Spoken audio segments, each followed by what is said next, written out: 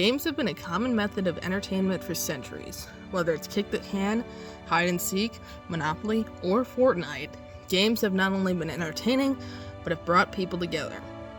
Now you may be wondering, Grace, isn't this your final project for your university course on Tolkien? And my answer to that question is yes. Oh yes, it is. If you look at the sophisticated Brit himself that lived most of his life in the 1900s, you may be a bit confused as to how he can be connected to this.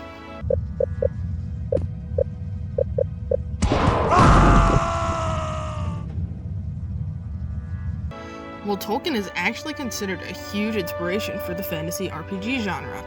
RPG stands for role-playing game. Essentially, an RPG is when a player takes upon the role of a fictional character to complete a quest of some sort, either alone or with a group.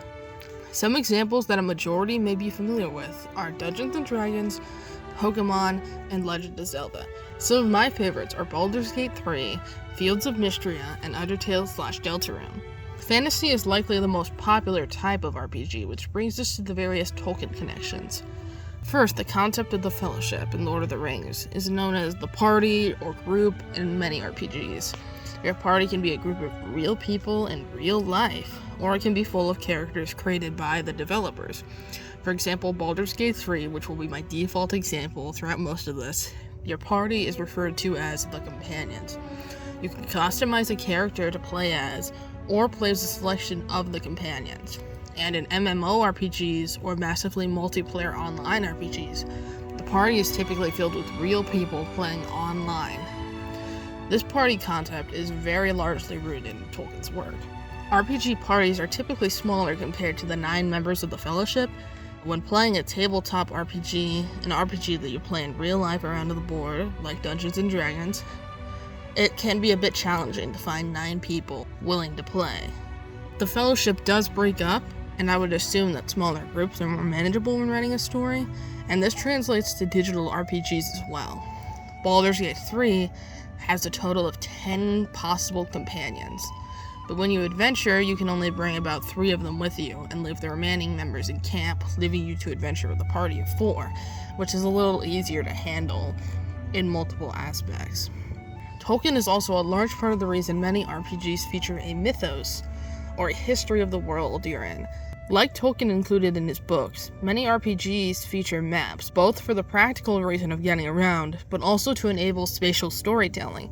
A lot of RPGs just throw you in and you learn about the world by exploring the environments, talking to NPCs or non-playable characters. There are also a lot of games that have a sort of book system where you can find various writings throughout your journey that you can read to gain more information about the world. This method presents a natural way to enter the narrative. Baldur's Gate 3 is a game heavily based on the mechanics of Dungeons & Dragons, which I had never played going into it, so I knew nothing, but I was able to get a hand on how the world works and what was going on because of the spatial storytelling. Tolkien's idea of quests also comes up in RPGs, where a group of people come together to fight for a common goal. In Baldur's Gate 3, the entire main cast was on a mind flayer ship and implanted with an illithid parasite that is infecting their brains. It's frankly gross, but it can also lead to your transformation into a mind flayer.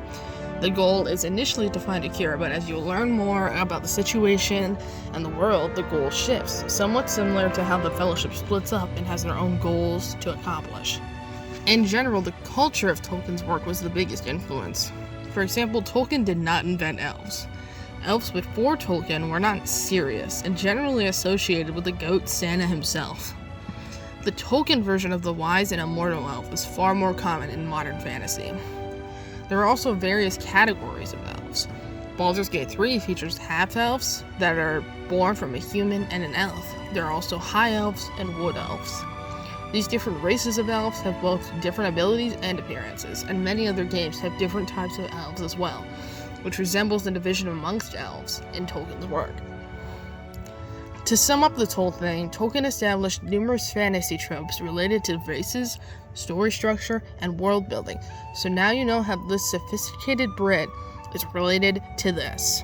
Gale slurped that thing up like a horse with a carrot.